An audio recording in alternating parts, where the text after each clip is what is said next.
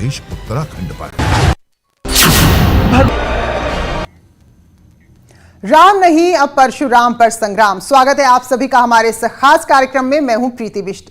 तो भगवान राम के मंदिर का शिला पूजन हुआ तो हिंदुओं के साथ खड़े होने का संदेश देने के लिए राजनीतिक दलों में संग्राम छिड़ गया। अब राम के जवाब में परशुराम को खड़ा किया जा रहा है। लेकिन ऐसा क्यों हुआ? क्या विपक्षी दलों को आशंका हो गई है कि इस बार बीजेपी बाजी मार ले जाएगी, इसलिए अब धर्म की लड़ाई सियासी जमीन पर उतर आई है? या फिर योगी सरकार से नाराज ब्राह्मणों को अपने पाले में लाने के लिए परशुराम का एसपी ने तीर चलाया है, जिसका जवाब देने मैदान में बीएसपी भी उतर गई है? लेकिन सवाल तो यही है कि इस बार ब्राह्मण किसके साथ जाएगा? सियापति रामचंद्र की, सियापति रामचंद्र की, सियापति रामचंद्र की। इस गूंज ने सियासी गलियारों में सबके होश उड़ा दिए। जब जब ऐसा लगा कि सत्ता पक्ष के खिलाफ जनता का मूड खराब हो रहा है, तब तब सत्ता ने कुछ ऐसा किया कि जनता का जनादेश एक बार फिर सत्ता के साथ खड़ा हो गया।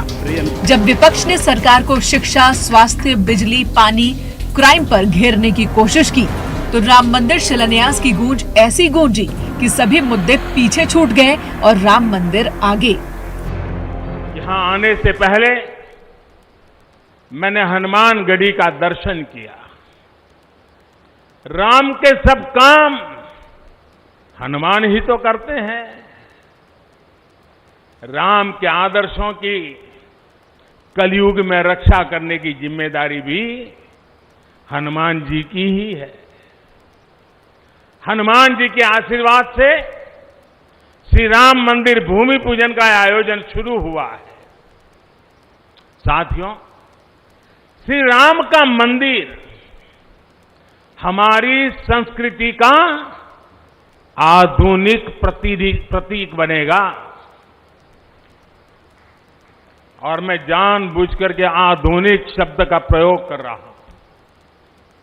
हमारी शाश्वत आस्था का प्रतीक बनेगा। हमारी राष्ट्रीय भावना का प्रतीक बनेगा। और यह मंदिर करोड़ों करोड़ लोगों की सामूहिक संकल्प शक्ति का भी प्रतीक बनेगा। यह मंदिर आने वाली पीढ़ियों को आस्था, श्रद्धा और संकल्प की प्रेरणा देता रहेगा। इस मंदिर के बनने के बाद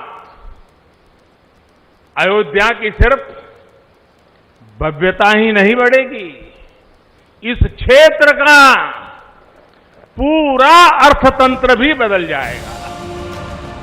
बरसों का इंतजार पूरा हुआ तो लोग योगी और मोदी सरकार के साथ फिर दिखाई देने लगे।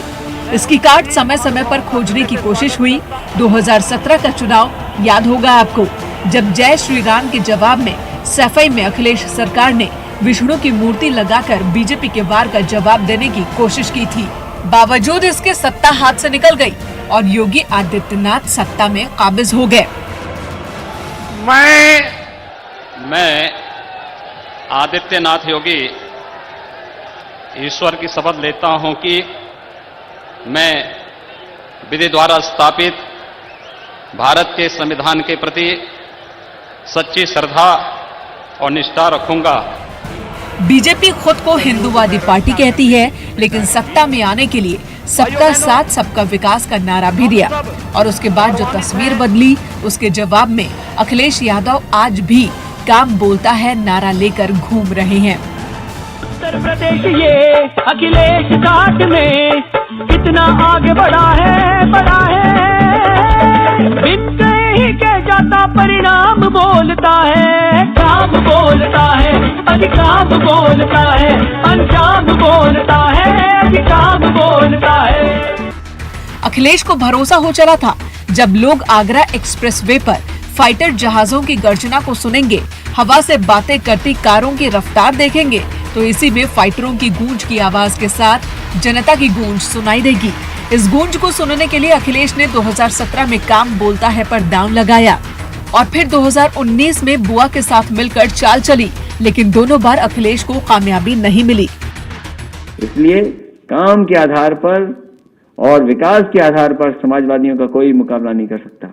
बसपा ने किया नहीं और भारतीय जनता पार्टी के लोग कर नहीं पाए। इसके बाद भी अखिलेश यादव विकास के नाम पर चुनौती देते दिखाई दे रहे हैं। जब जब उनके कार्यकाल की योजनाओं का उद्घाटन हुआ तो उन्होंने काम बोलता है का नारा बुलंद किया, लेकिन सवाल सिर्फ काम का नहीं है। क्या विपक्ष सत्ता को सीधी चुनौती देने में कामयाब हो रहा है? क्या सत्ता के खिलाफ जनता के बीच से विपक्ष की आवाज सड़कों पर सुनाई दे रही है? ऐसा आपने कब देखा?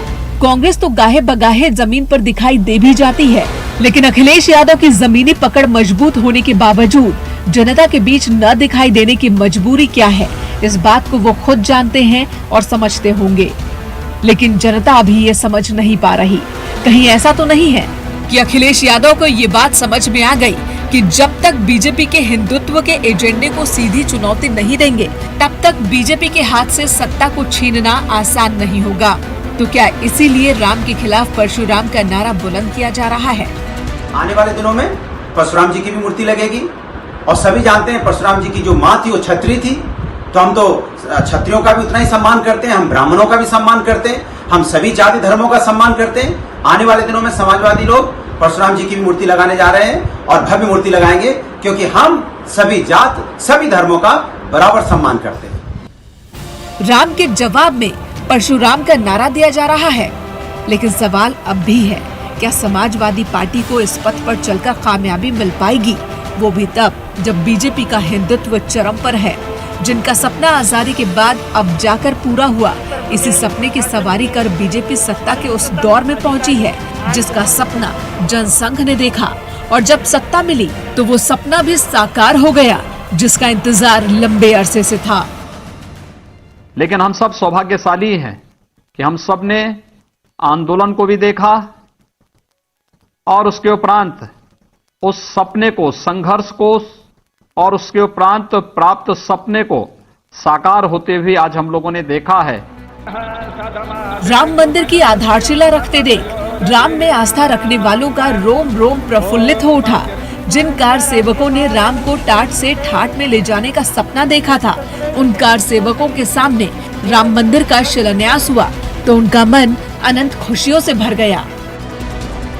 तब चुनौती सामने थी, लक्ष्य पाना था, यात्रा जारी थी, और आज लक्ष्य पे कदम है।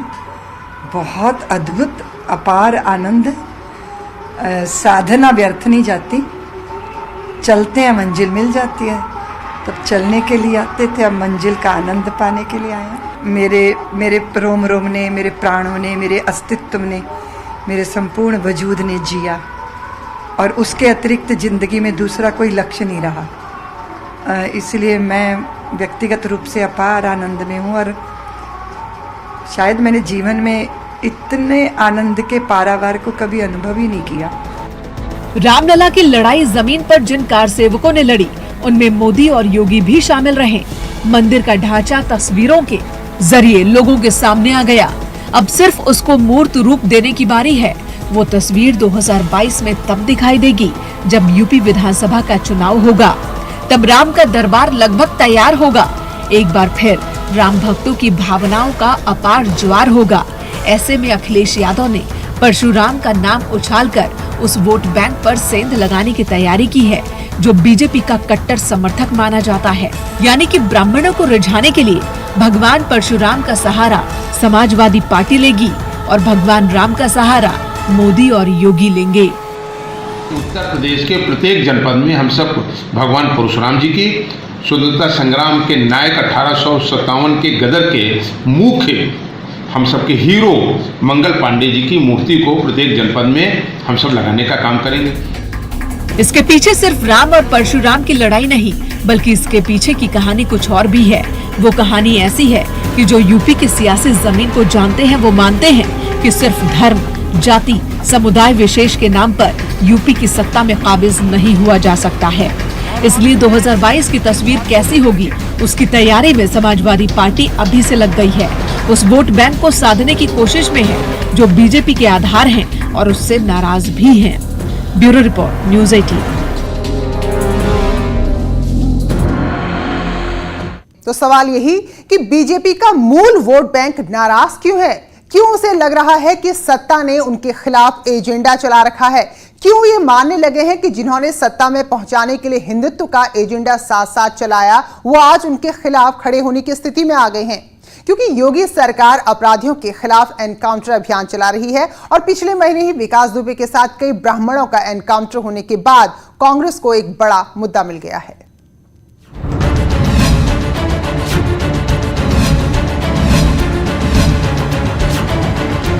विकास दुबे का कुख्यात चेहरा सामने आया तो सरकार मुश्किल में पड़ गई।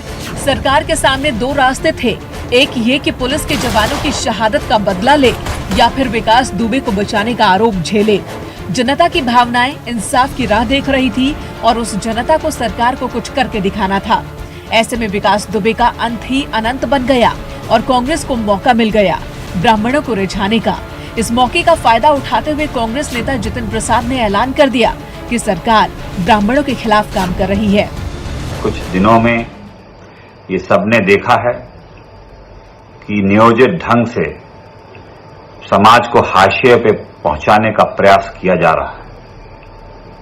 हमारे समाज को दुर्भावना से देखा जा रहा है, सौतेला व्यवहार किया जा रहा है। इस संदेश ने सियासी गलियारों में हंगामा खड़ा कर दिया। हर सियासी दल को लगने लगा कि अच्छा मौका है, इस मौके को जाने देंगे तो सत्ता में वापसी का ठिकाना कब मिलेगा ये पता लगा पाना भी मुश्किल होगा। ऐसे में हर सियासी पार्टी ने अपने अपने तौर पर ब्राह्मणों को रिझाने का प्रयास शुरू कर दिया। समाजवादी पार्टी परशुराम का सहारा लेकर मैदान में उतरी तो बीएसपी ने उनके नाम पर नया ऐलान कर दिया। की सरकार बनने पर फिर हमारी सरकार ब्राह्मण समाज की इस चाहत को ध्यान में रखकर यहाँ परशुराम की प्रतिमा हर मामले में सपा की तुलना में ज्यादा भव्य ही लगाएगी। गजब का खेल चल रहा है। लड़ाई इस बात पर नहीं हो रही कि किसने क्या बनाया, किसने क्या बिगाड़ा, किसने कितनी बेरोजगारी कम की, किसने शिक्षा स्वास्थ्य पर काम किया, रोजगार भूख प्यास मिटाने की कोशिश की, बल्कि इस बात की लड़ाई चल रही है कि तुम अगर 4 फीट की मूर्ति लगाओगे तो मैं 5 फीट की लगाऊंगा। सोचिए, कभी फुर्सत में जब मौका मिले तभी पीछे पलट कर देख लीजिए आपकी सरकारों में क्या बदला और क्या नहीं बदला। इस सरकार में क्या बदल रहा है और क्या बदलने वाला है। लेकिन इस लड़ाई के पीछे की कहानी कुछ ऐसी है। प्रदेश की कुल आबादी लगभग 23 करोड़ है। इस आबादी में ब्राह्मणों का 14% वोट शेयर है, यादवों का 8%, दलित 21% और 19% मुस्लिम वोट शेयर है। इन आंकड़ों में अखिलेश यादव के साथ कौन जा सकता है? 8% यादव वोट बैंक होगा, 19% मुस्लिम वोट बैंक साथ आ सकता है और 14% ब्राह्मणों पर अगर सेंध लगाने में कामयाबी मिल जाती है तो 2022 चुनाव की पूरी तस्वीर बदल सकती है। लेकिन इस 14% वोट शेयर को साधने के लिए परशुराम का सहारा क्यों सियासी दल ले रहे हैं? परशुराम का ब्राह्मणों से क्या नाता है? दरअसल ब्राह्मण ऋषि के घर पर जन्म हुआ, यानी कि ब्राह्मण कुल से नाता जुड़ा। ब्राह्मण के साथ हर कोई परशुराम को पूजते हैं, क्रोध उनके स्वभाव में था। यही वजह है कि समाजवादी पार्टी और बीएसपी को भगवान परशुराम के नाम पर वोट दिखाई दे रहा है। लेकिन कांग्रेस ने ब्राह्मणों को रिझाने के लिए सबसे पहले चाल चली थी, तो मान लीजिए कांग्रेस भी ब्राह्मणों को अपने पाले में लाने की पूरी कोशिश करेगी। फिर भी बीजेपी ये दिखाने की कोशिश कर रही है कि कोई कुछ भी कर ले, यूपी में सरकार बीजेपी की बनेगी। भगवान परशुराम जी की बात कर रहे हैं, चाहे वो सुश्री मायावती जी हो, चाहे श्री अखिलेश यादव हो। जब इनकी सरकारें थी तो उन्होंने क्या किया था, पूरा प्रदेश जानता है। एक जाति 2 जाति के लोगों के लिए, एक वर्ग के तुष्टीकरण के लिए ही सारी योजनाएं बनी। यानी कि 2022 का चुनाव ब्राह्मण वोट बैंक के इर्द गिर्द लड़ा जाएगा, क्योंकि सभी पार्टियों को भरोसा हो चला है कि उनका मूल वोट बैंक उनके साथ खड़ा है। ऐसे में ब्राह्मणों को रिझाने में जो भी दल कामयाब हो जाएगा, उस पार्टी की ही सत्ता यूपी में काबिज होगी। यानी कि समाजवादी पार्टी के अध्यक्ष अखिलेश यादव ने जो दांव चला है, उस वार का जवाब बीजेपी को खोजना होगा, क्योंकि उनकी दावेदारी सबसे ज्यादा मजबूत होगी। Bureau report, news 18।